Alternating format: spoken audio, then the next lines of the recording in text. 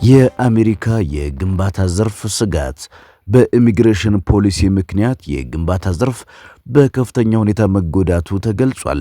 በተለይ የኢኮኖሚክስና የፖለቲካ ትንታኔውን ወደ እናንተ ይዘን እንቀርባለን። የሪፐብሊካን ፓርቲ ፖሊሲዎችና የአሜሪካና ቻይና ሽኩቻ ያላቸው ተያያዥነት፣ በተለይ አሜሪካ የኢሚግሬሽን ሕጓን ማጥበቋን ተከትሎ በርካታ በግንባታው ዘርፍ ላይ እየተፈጠሩ ያሉ ክስተቶች አሉ። የስፔን ኢኮኖሚ ተአምር እያሳየ ይገኛል። በተለይ ስፔን ስደተኞችን በሥራ በማሰማራት የአውሮፓን ግዙፍ ኢኮኖሚ መቅደሟ ተነግሯል። ድርጅቶቿም ተጠቃሚ ሆነዋል ተብሏል። በዚህ ጉዳይ ላይ የጠበቃ ሙሉዓለም ጌታቸውን ሐሳብ ወደ እናንተ እንደሚከተለው እናደርሳለን። ሰላም ጤና ይስጥልኝ ውድ የዜና ፕላስ ቤተሰቦቻችን። በተለይ ኒውዮርክ ታይምስ ዋቢ በማድረግ ጠበቃ ሙሉዓለም ጌታቸው ይህንን ዘገባም አሰናድቶታል። በራሱ ገጽ ላይ ካሰፈረው እኛ ተንተን አድርገን ወደ እናንተ እናደርሰዋለን። በአሜሪካ ያለው የኢሚግሬሽን ፖሊሲ መጥበቅ በግንባታው ኮንስትራክሽን ዘርፍ ላይ ከፍተኛ እጥረትና መጎዳት አስከትሏል። ይህ ሁኔታ ለቀጣዩ የክፍለ ዘመን ምርጫ ሚድተርም ብቻ ሳይሆን ለአጠቃላይ የአሜሪካ ኢኮኖሚ መጥፎ ዜና እንደሆነ ተንታኙ ገልጿል። የአሜሪካ ኢሚግሬሽን ሕግ መጥበቅ ከቻይና ጋር ካለው ፉክክር አንጻር አሜሪካን ለጉዳት ሊዳርጋት እንደሚችል ተመልክቷል። በተለይ የሪፐብሊካን ፓርቲ በኢኮኖሚው ላይ ሊያመጣው የሚችለው ተጽዕኖ አሳሳቢ መሆኑ ተጠቁሟል። ልብ ሊባል የሚገባው የኢሚግሬሽን ፖሊሲው አጠቃላይ ኢኮኖሚውን ቢጎዳውም እንደ ጂኢኦ ግሩፕ የግል እስር ቤት አስተዳዳሪ ወይም ደግሞ ፕላንቲር የመረጃው ትንታኔና አማዞን ያሉ ተጽዕኖ ፈጣሪ ድርጅቶች ግን ከዚህ ፖሊሲ ተጠቃሚ የሆኑ መምጣታቸው ተገልጿል። የስፔን ተሞክሮን ብንመለከት የስፔን ተሞክሮ ለየት ያለ ነው። የስደተኞች ጉልበት ለኢኮኖሚ እድገት በሚል በተለይ ከአሜሪካ በተቃራኒ ስፔን የተከተለችው የኢሚግሬሽን ፖሊሲ ውጤታማ የሆነና በተለይ ደግሞ ስፔንን በከፍተኛ ደረጃ እያሳደጋት እንደሚገኝ ተገልጿል። በዘገባው እንደተካተተው ስፔን ከግማሽ ሚሊዮን በላይ ሰነድ የሌላቸው አንዶክመንትድ ስደተኞች ወደ ሕጋዊነት በመቀየር የጊዜያዊ የመኖሪያ ፈቃድ ሰጥታለች። ይህ እርምጃ የስፔንን ኢኮኖሚ ከጀርመን፣ ፈረንሳይና ብሪታንያ በበለጠ ፍጥነት እንዲያድግ ረድቶታል። የሀገሪቱ ጠቅላላ የሀገር ውስጥ ምርት ጂዲፒ እድገት አሁን ላይ ሁሉንም የአውሮፓ ሀገራት አስከንድቷል። ስፔን በተለየ ፍጥነት በኢኮኖሚው እየገሰገሰች ነው። ይህም ደግሞ ከአሜሪካ በተቃራኒ የኢሚግሬሽን ፖሊሲ ውጤታማ የሆነ መምጣቱ ነው። በዘገባው እንደተገለጸው ከግማሽ ሚሊዮን በላይ ሰነድ አልባ ስደተኞችን ማስተናገዷ ለእድገቷ እመርታ ምክንያት ነው ተብሏል። የአሜሪካ ምርጫ በተለይ የአሜሪካ ደህንነት ወይስ ብልጽግና? የአሜሪካ ምርጫ ደህንነት ወይስ ብልጽግና? አሜሪካ በአሁኑ ወቅት በሁለት ምርጫዎች መካከል ትገኛለች። ጽንፈኛ የድንበር ደህንነት ማስጠበቅ ወይም ደግሞ ክፍት የሆነ የሊበራል ኢኮኖሚ ስርዓት።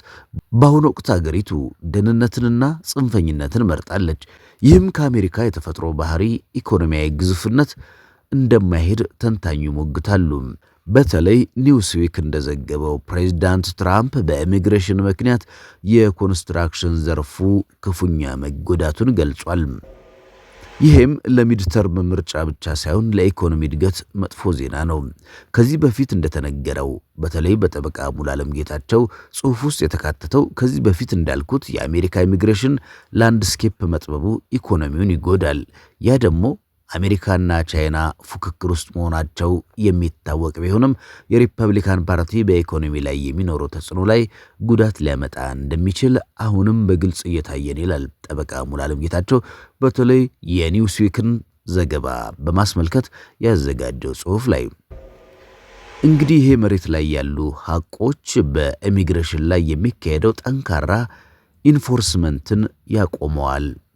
በሂደት የምናየው ነው። መርሳት የሌለብን ግን ስደተኞችን በማሰር የሚጠቀሙ የቢዝነስ ተቋማት እንዳሉ ነው ይላል ጠበቃ ሙሉዓለም ጌታቸው በሚያጋራው ጽሑፍ ላይ። ሰፊውን ኢኮኖሚ ቢጎዳውም ተጽዕኖ ፈጣሪ ድርጅቶች እንደ ጂኢኦ፣ እንደ ፓላንታየር፣ አማዞን በዚህ ፖሊሲ ተጠቃሚ የሆኑ መምጣታቸው የማይረሳ የማይካድ ሐቅ ነው ይላል። ሌላኛው የስፔን ክፍት የሆነ የኢሚግሬሽን ፖሊሲን ብንመለከት ይላል። እንደ ማስረጃነት የስፔንና የአሜሪካን ኢኮኖሚ ለንጽጽር ያስቀምጣል። በስፔን ውስጥ ያሉ ግማሽ ሚሊዮን በላይ ሰነድ አልባ አንዶክመንትድ ስደተኞች ጊዜያዊ መኖሪያ አግኝተዋል። ይሄ የስፔን ኢኮኖሚ የተለወጠበት ምቹ አጋጣሚ የፈጠረ ነው። በአሁኑ ሰዓት የስፔን ኢኮኖሚ ከጀርመን፣ ከፈረንሳይ፣ ከብሪቴን በእጥፍ ነው ያደገው። በተለይ ደግሞ በማደግ ላይ ያለ ኢኮኖሚ ነው። የጂዲፒ የእድገት መጠናቸውን ብንመለከት የስፔን ኢኮኖሚ እድገቱ ሁሉንም አስከንድቷል። አንድ ሀገር ሁለት ነገር በአንድ ጊዜ ማሳካት አይችልም። ወይ ጽንፈኛ ወግ አጥባቂ ድሃ ይሆናል፣ ወይ ደግሞ ክፍት ሊበራል ሀብታም ይሆናል። ለጊዜው አሜሪካ ደህንነትና ጽንፈኛ ወግ አጥባቂነትን መርጣለች። ይህ ግን ከአሜሪካ ተፈጥሮ ጋር ብዙ አይሄድም። ምክንያቱም አሜሪካ የኢኮኖሚ ኢምፓየር ናት። ኢኮኖሚው ሲወድቅ አክራሪው ኃይል ብዙና ፓወርፉል ነው። የዚህን ዘገባም ማጠቃለያ ወደ እናንተ እናደርሰውና አሜሪካ የኢሚግሬሽን ፖሊሲዋን ካላላላችሁ የሰው ኃይል እጥረት፣ የግንባታና ሌሎች የኢኮኖሚ ዘርፎች መዳከማቸውን ይቀጥላሉ። በሌላ በኩል ስፔን ስደተኞችን ወደ ሥራ በማስገባት እያሳየች ያለችው ስኬት ለሌሎች ሀገራት ትልቅ ትምህርት መሆኑ ተመላክቷል። እንግዲህ የአሜሪካው ትራምፕ በተለያየ መንገድ የሚወስኗቸው ውሳኔዎች ቆም ተብሎ ሊታሰብባቸው ይገባል። በተለይ ደግሞ ኒውስዊክ እንደዘገበው ፕሬዚዳንት ትራምፕ በኢሚግሬሽን ምክንያት የኮንስትራክሽን ዘርፉ ክፉኛ መጎዳቱን እየገለጹ ነው። ሌሎች ዘርፎች ላይም ደግሞ ይህ ጉዳት እንዳይመጣ አስቀድሞ መጠንቀቅና በተለይ ደግሞ የጠበቀውን የኢሚግሬሽን ሕግ ማላላት ያስፈልጋል። እንግዲህ አሜሪካ በተለያየ መንገድ ከቻይናም ከሌሎች ዓለማት ጋር ከፍተኛና ግዙፍ ኢኮኖሚ ያላት እንዲሁም ከቻይና ጋር በከፍተኛ ደረጃ የምትፎካከር ናት። ታዲያ ለዚህ ኢኮኖሚ ዋነኛው ጉዳይ ሰራተኞችን ወይም ስደተኞችን በስፋት ጉልበታቸውን መጠቀምና ለአሜሪካ ኢኮኖሚ ግብአት ማድረግ ጠቃሚ ይመስላል።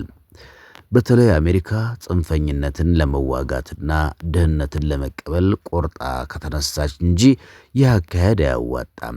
ለጊዜው አሜሪካ ድህነትና ጽንፈኛ ወግ አጥባቂነትን መምረጥ የለባትም። ይሄ ከአሜሪካ ተፈጥሮ ጋር አይሄድም። ምክንያቱም አሜሪካ የኢኮኖሚ ኢምፓየር ናት የሚለው ዘገባም የጠበቃ ሙሉዓለም ጌታቸው ነው። እንግዲህ የአሜሪካ ኢኮኖሚ ላይ የተጻፈና የቀረበ ትንታኔ ነው። በግንባታው ዘርፍ ላይ ላሳደረው ተጽዕኖ በተለይ ደግሞ የስፔን ኢኮኖሚን ከማሳደጉ ባሻገር የአሜሪካ ኢኮኖሚ ላይ ተጽዕኖ መፍጠሩ አልቀረም። እናም እዚህ ላይ ትኩረት አድርገን ወደ እናንተ አደረስን። የዕለቱ ጉዳያችን ይህን ይመስል ነበር። አበቃን።